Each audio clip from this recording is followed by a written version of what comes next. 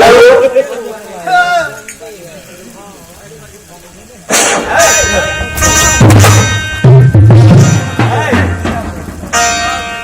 आज मैं के पकड़े छिए पकड़े छिए ई कथि छिए माइक से देखे छिए माइक छिए माइक छिए कथि छिए माइक छिए माइक में कथि है ए में बजे से आवाज बाहर करे कत बात और जैसे आवाज की होता हवा के द्वारा हां आवाज बाहर का जाती है बढ़िया व्यवस्था के जैसा कत जाना वाला तू कर अरे में एक में खखा तू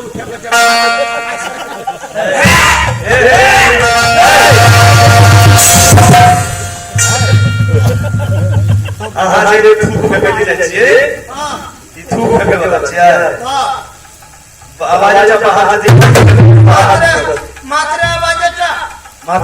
जब बाहर निकलती कहलिए ना मन कत तू कर के बड़े जे बाहर हरन बा पैसा ना कि ये साउंड केहन लगैया ये जाना महान में प्रचार करे छी टीरी एक पैसा में लैला बीरी केहने साउंड लैला भी के प्रचार हां सेवा होवे छे पाई जे भेटे ना हां तो सब्जी आगे के देखो ओकरो सब की ले लेली जा कौन सा सामने का साउंड बाबा के सब भगवान माता हो सबसे पहले सब नीचे तरफ में बंद कर दो हमारी तमाम बंदे को से भेजन सारे की सरकार साहब की ओयो बाबा के सब भगवान माता हो और मेरे जगह भले करने की जरूरत हो और जो गलती होगा उस गलती को 50% के माफ कीजिएगा एक बार से सब अपने हाथ से कर जगह लगा दियो गुरुदेव के नाम पर सब उठाके सब आए पाछू का लोग सब गुरुदेव के हाथ में हाथ देने से पहले जब पानी पड़ने से ठंडी लगे तो हाथ फंस गए हां ये जे करे गुरु के नाम से सदन में कर उठे करो क्या विद्यार्थी सब तो स्कूल में जाए छे हां और उनका सबके हाथ भी नहीं लगे जे लगा तो फायदा है फायदा के ऊपर फाइन कर देते लेकिन आपने सब गुरुदेव के पड़ाला में आया छिए भैया हम दू गोरे में छूटते इनका क्या छोड़ दीजिए जकरा जरा हाथ है भाई लगा ये हाथ वो कथा बड़ा हाथ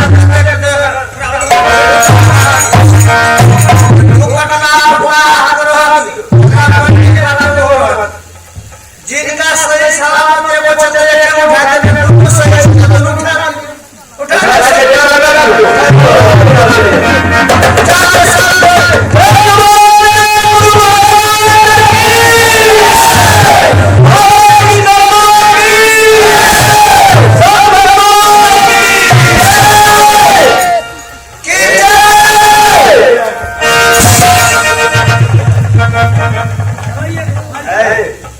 हम कल और कहते हैं आप कते कहते हैं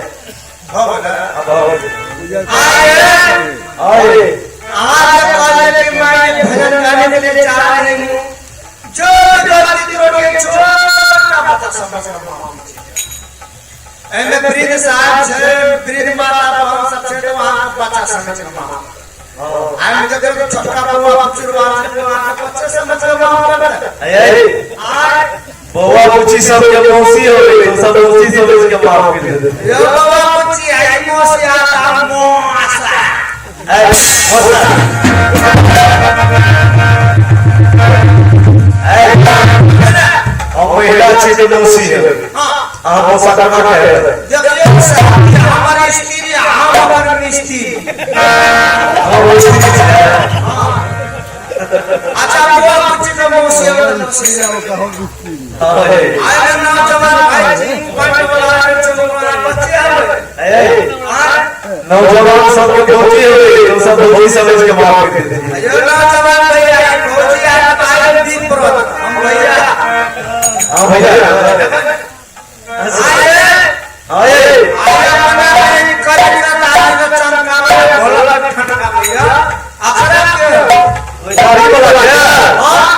दाढ़ी वाला सदिया है तैयार क्या है एकरा भौजी है तो काकी है तो काकी समझ के माफ कर दे आये काकी ने समय काकी आई काकी आना हो क्या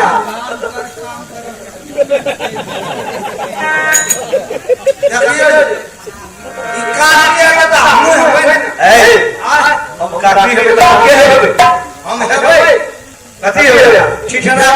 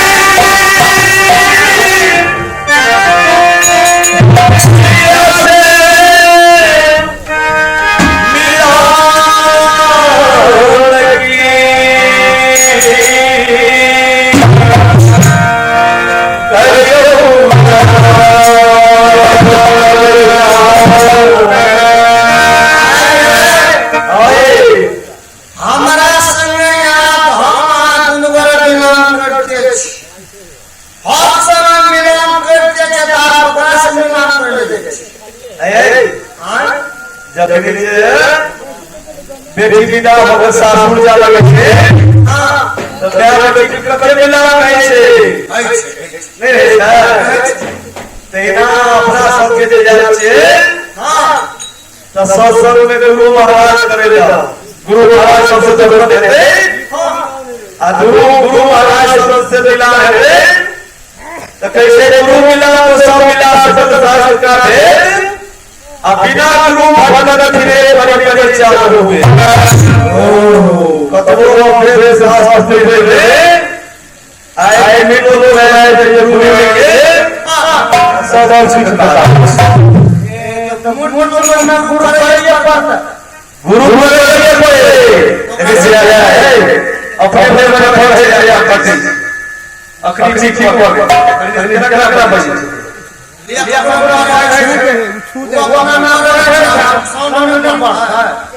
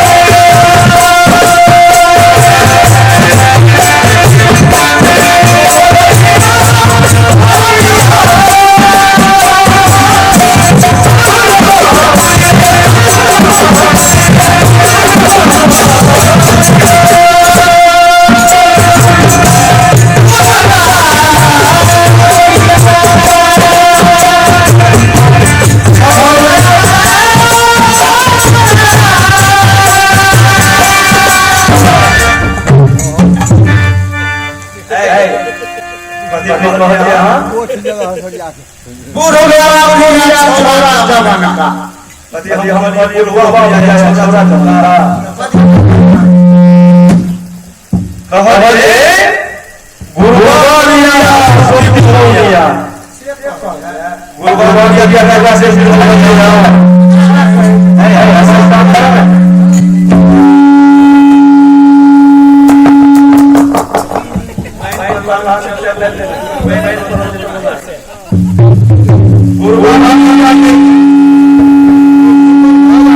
पहले संग फूकेगा नहीं से अपना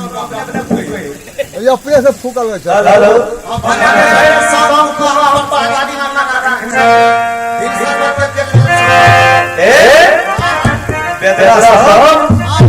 आखरा के कन्या पैसे से और पैसे अब और के दाय भाग बना के दाढ़ी में गिरी बैठे रे कई के बाबारिया इन परमति गुरु महाराज से हां जैसे ना हो महाबाबारिया मगर से इस 84 के फादा से बाबारिया ई गुरु बाबारिया में लागो भजन भक्त करू जहां आके हां बेरा पार भक्त गया यहाँ चले ना ऐसा भजन ले अकाल भक्ति में लो भजन भक्ति करबे हां तो फिर 84 के फादा में हम आ जाता रहा 84 ना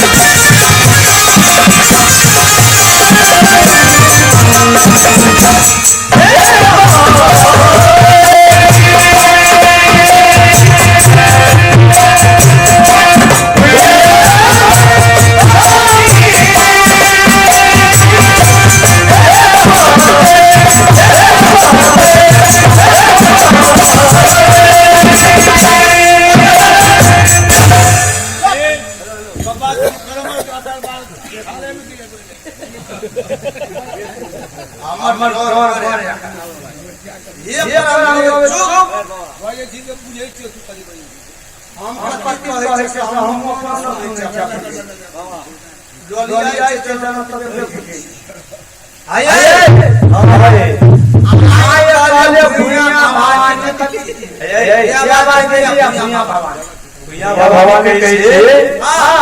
और हम मैं के लिए वो फोन भर चाहिए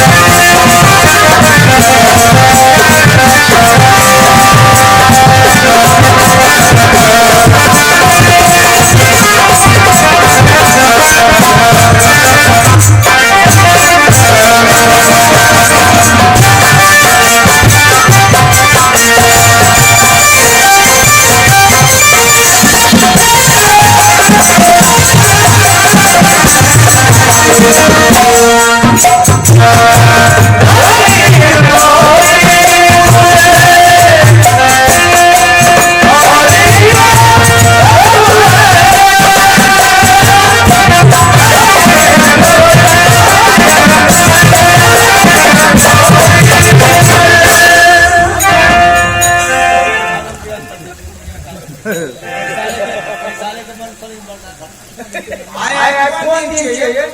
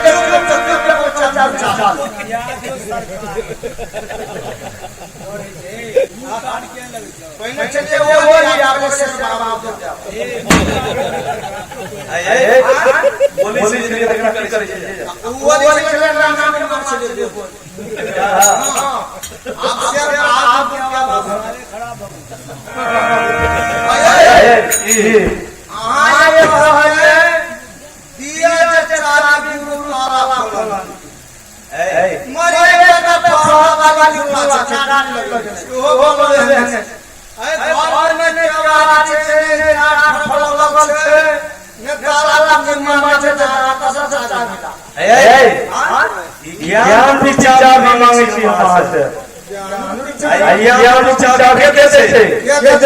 जावे गुरु करबे तबे विचार नहीं मिल सके आका ज्ञान विचार ही हमारा समझना चाहिए मती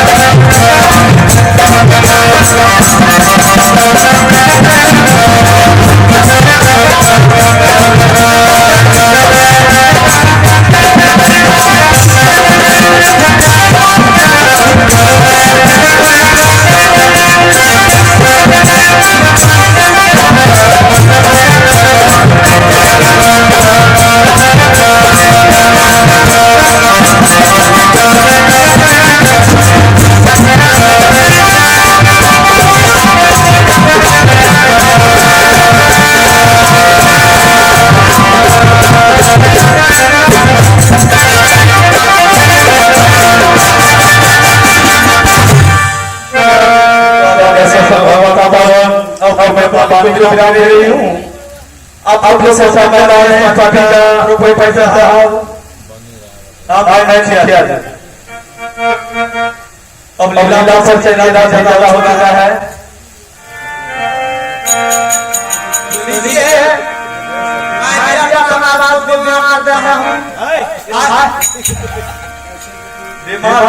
विराम बताओ।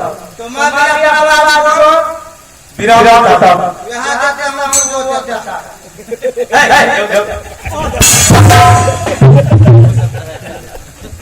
विराम